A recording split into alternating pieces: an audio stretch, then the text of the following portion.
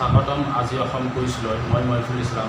আজিৰ প্ৰশ্নটো হ'ল 2023 চনৰ বিশ্ব পৃথিৱী দিৱসৰ বিষয়বস্তুবোৰ কি? অপশ্যন 4টা আছে।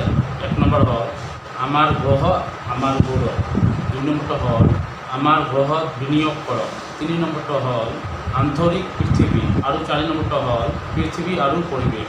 আপোনাৰ হাতত 10 ছেকেণ্ড আছে, এনচাৰটো দিব পাৰিলে কমেণ্ট কৰি জনাব।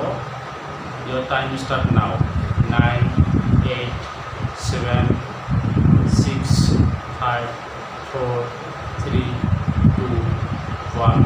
শুদ্ধ এনচাৰটো হ'ল 2 নম্বৰটো আমাৰ গ্ৰহত বিনিয়োগ কৰক। টকাসমূহ অলপমান উল্লেখ কৰি দিছোঁ। 1974 চনত আধুনিক পৰিৱেশ আন্দোলনৰ জন্মৰ বৰ্ষপূৰ্তি উপলক্ষে প্ৰতি বছৰে 22 এপ্ৰিলত বিশ্ব পৃথিৱী দিৱস পালন কৰা হয়। এই বছৰৰ থিম হৈছে 2022 চনৰ থিম আমাৰ গ্ৰহত বিনিয়োগ কৰাকৰ ধাৰাবাহিকতা।